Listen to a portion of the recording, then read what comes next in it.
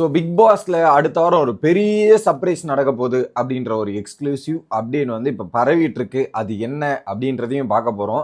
இன்னொரு பக்கம் big pass 9 நைட்ல லைவே பார்க்க முடியாது போல இருக்கு. அந்த மாதிரி சில கர்மங்கள் நடக்குது. அதில் குறிப்பா இன்னைக்கு சோஷியல் மீடியாவில் போய் பார்க்குற ஒரு 2-3 ரீல்ஸ் என்னடா பண்ணி வச்சிருக்கீங்க அப்படின்ற மாதிரி ஒரு சில விஷயங்களும் சரி, நைட்ல நடந்த விஷயங்களும் டீட்டெயிலாக பார்த்துடலாம். வணக்கம் மக்களே, நேஷனல் உச்சில இருந்து உங்கள் மணிவண்ணன். சேனலுக்கு புதுசாக இருந்தீங்கன்னா சப்ஸ்கிரைப் பண்ணிடுங்க. வீடியோ பல பேருமா பார்க்குறீங்க, தயவு செய்து சப்ஸ்கிரைபும் லைக்கும் பண்ணிட்டு வீடியோவை பாருங்க. கண்டென்ட்டுக்குள்ளே போயிடலாம்.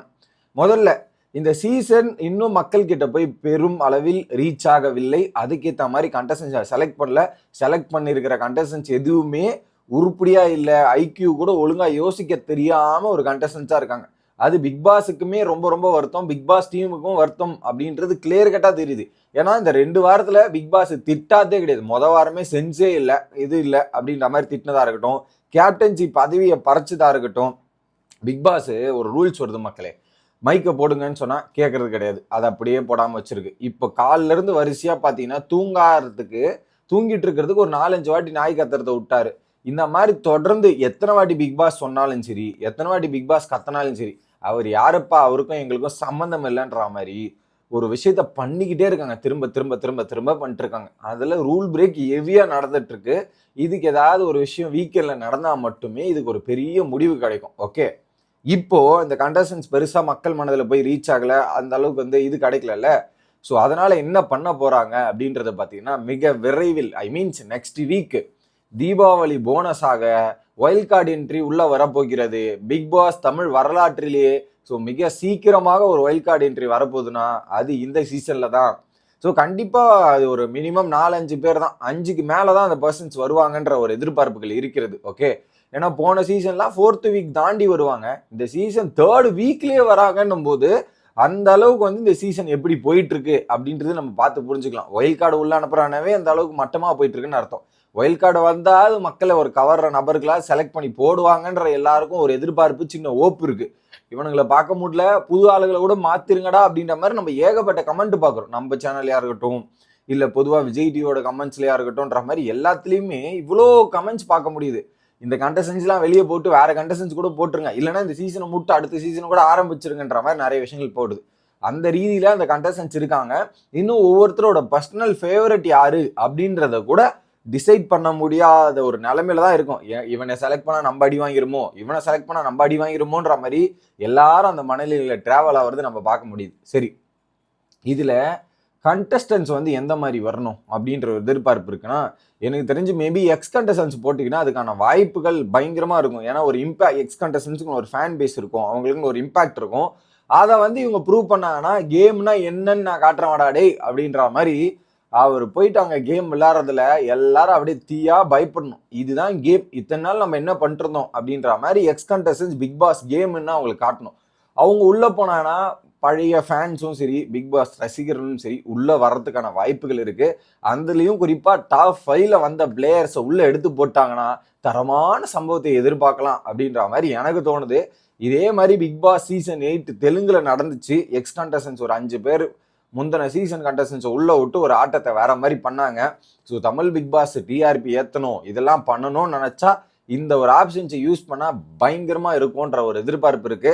இப்போதைக்கு இது ஒண்ணு இல்லைன்னா புது கண்டஸ்டன்ஸா எடுக்க போறாங்க. ஆனால் அந்த புது கண்டஸ்டன்ஸ் கூட பாப்புலர் ஸ்பேசஸா எடுங்கப்பா, ஐ மீன் பாப்புலர் பர்சன்ஸா எடுங்க. அப்பதான் மக்கள் மத்தியில போய் தெரிஞ்ச நபர்களா இருந்தாதான் மக்கள் பார்க்க வருவாங்க.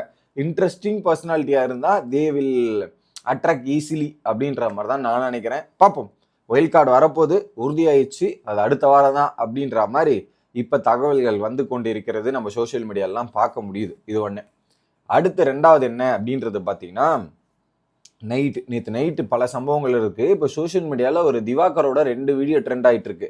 நேற்று கேம் விளையாடும் போது சிவாகர் என்ன பண்ணியிருக்காரு, அரோரா பக்கத்தில் உட்காந்துட்டு மோந்து பார்த்துட்டு, பா தலையிலேருந்து கால் வரையும் ஒரே மனமா இருக்குங்க, மனமா இருக்கு அப்படின்ற மாதிரி திவாகர் சொல்றாரு. அது பார்வதி கிட்ட வந்து சொல்லிட்டு, பார்வதி நீ வேணா போய் மோந்து பாரு, நீ வேணா ஸ்மெல் பண்ணி பாரு அப்படின்ற மாதிரி சொல்றாரு. சார் தயவு செய்து நீங்க கம்முன்னு இருந்துருங்க, அதுதான் உங்களுக்கு நல்லது. உங்களுக்கு நீங்க இதை ஃபன்னா பண்ணணுன்ற மாதிரி பண்றீங்க, இது வேண்டாம், அது நீங்க புரிஞ்சிக்க மாட்டேங்கிறீங்க, இதனோட விளைவுகள் வேற மாதிரி ஆயிர போகுது. ஸோ அதனால இந்த மாதிரி விஷயங்கள்லாம் திவாகர் அவாய்ட் பண்றதும் நல்லது. இது அரோரா கிட்ட மட்டும் பண்ணல, இவங்க கிட்ட அப்சரா கிட்டயும் போயிட்டு இப்படி இப்படி மோந்து பாக்குறாரு. So not good, very very இதுவா இருக்கு. ஸோ அதை அவாய்ட் பண்றது திவாகருக்கு நல்லது நல்லது நல்லது. ஸோ இதை பார்த்துக்கணும், ஓகே. ஏன்னா இப்போ இந்த வீடியோ ட்ரெண்டாக ஆரம்பிச்சிருக்கு. இன்னொரு வீடியோ அந்த அப்சராவை போய் பண்ணதுமே 2 வீடியோ பயங்கர ட்ரெண்டிங்கில் இப்போ போயிட்டு இருக்கு அப்படின்றது பார்க்க முடியுது. அடுத்து இன்னொரு சீனு, இது நான் எப்படி சொல்லுவேன் அப்படின்ற மாதிரி தெரில மக்களே. இன்னொரு பக்கம் பெட்ரூம்ல சபரி, திவாகர், அதுக்கப்புறம் பார்வதி, இந்த ஒரு சில கேர்ள்ஸுமே இருக்காங்க, பசங்களுமே இருக்காங்க. அந்த துஷாரு இவங்கெல்லாம் இருக்காங்க, துஷார் எஃப்ஜே எல்லாம் இருக்காங்க. அங்கே வந்து என்னடா சத்தம் வருதுன்னு பார்த்தா போயிட்டு கிஸ் பண்ற மாதிரி ஒரு சம்பவத்துக்கு போறாங்க சபரிலாம். அப்படின்னு பார்த்தா எட்டி பார்த்தா இப்படி டப்பு டப்புன்னு பார்த்தா எஃப்ஜேவும் துஷார் இப்படி டப்பு டப்புன்னு அது ஒரு கேம் மாதிரி பண்றாங்க. முகத்துல இப்படி போயிட்டு முன்னாடி கிஸ் பண்ணிட்டு வரா மாதிரி. யாரை வச்சு பண்றாங்கன்னு பார்த்தீங்கன்னா, சபரி போயிட்டு இவரை துஷாரை பண்றாரு, அடுத்து எஃப்ஜே போயிட்டு துஷாரை பண்றாரு. டே டே டே என்னடா பண்றீங்க நீங்க? இன்னொரு பக்கம் திவாகரன் வந்து காப்பாத்திட்டு இருக்கீங்க, என்னடா நடக்குதுன்ற மாதிரி இருக்கு. இது ஷோவா இல்லை நைட்டில் என்னத்தான் பார்க்கறதுன்னே தெரியல, அந்த மாதிரி ஒரு விஷயம் நடக்குது.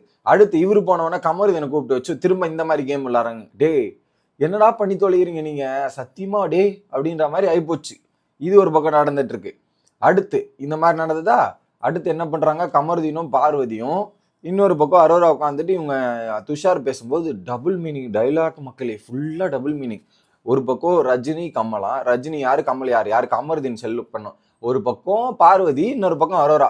இதுல யார் ரஜினி, இதுல யார் கமல் அப்படின்ற ஒரு ஆப்ஷன். ஓகே, இவங்க ரஜினி அவங்க கமலா. அதுக்கப்புறம் பாத்தீங்கன்னா இன்னொரு யார் மோகன்லால் யார் மம்முட்டி அப்படின்ற கான்செப்டா இருக்குது.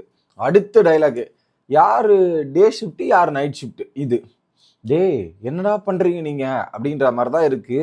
ஸோ இதுல பார்வதியுமே அதுல இருக்கிறது தான் இன்னும் ஹைலைட்டான விஷயமே. ஏன்னா பார்வதி அந்த மாதிரி இதெல்லாம் பேச மாட்டாங்க, அவாய்ட் பண்ணுவாங்க, இதெல்லாம் பண்ணுவாங்கன்னு நினைச்சா அதுல அவங்களுமே ஒரு இன்வால்மெண்ட்டோட இருக்காங்க அப்படின்றது பார்க்க முடியுது. ஏன் நேற்று நைட்டு பார்வதி பிளஸ் யாரு கமருதீனும் நிறைய விஷயங்கள் பேசினாங்க. ஓகே, அதை வச்சு இவரும் கலாச்சிட்டு இருந்தார். கானா வினோத்தும் நல்லா நல்லா பண்றீங்கப்பா நீங்க அப்படின்னும் போது உடனே ஐயோ வெளியே விட்டேஜ் பார்த்துருவாங்களே, கமருதீன் அண்ணே விட்டுருங்கண்ணே அப்படின்றாரு. உடனே கமருதீன் ஓகே தங்கச்சின்றாரு. என்னதான் பண்றாங்கன்னு தெரியல. இதுல ஒரே அலப்பறைகளாகவும் இது மாதிரியும் இருக்கு. தயவு செய்து நைட்டு லைவை மட்டும் பாத்துறாதீங்க. இதுக்கு ஒரு எச்சரிக்கை விஜேஎஸ் கொடுத்தே ஆகணும். இல்லைன்னா ஒன்றும் பண்ண முடியாது. மைக்க கயிற்றுல இருந்து இந்த மாதிரி பேசுறதுல இருந்து இதெல்லாம் மக்கள் பாக்குறாங்கன்றது இருக்கு. இதை வந்து விஜேஎஸ் பார்த்து, ஏன்பா பேசுறதெல்லாம் நானும் பார்த்துட்டு தான் இருக்கேன், நிறைய இந்த மாதிரி விஷயங்கள் வருது, அதுக்கப்புறம் மைக்கு பிக் பாஸ் சொல்றதையும் கேட்க மாட்டேங்கிறீங்க, இந்த மாதிரி விஷயங்கள்லாம் வீக்கெண்ட்ல அட்ரஸ் பண்ண வேண்டியது அவரோட கடமை. அந்த கடமையை ஒழுங்கா பண்ணாருன்னா நல்லா இருக்கும். இது வேற மாதிரி போயிட்டு இருக்கு அப்படின்றத மட்டும் என்னால சொல்ல முடியுது. உங்களோட கருத்து என்ன அப்படின்றது கமெண்ட் செக்ஷன்ல சொல்லிருங்க. Bye guys.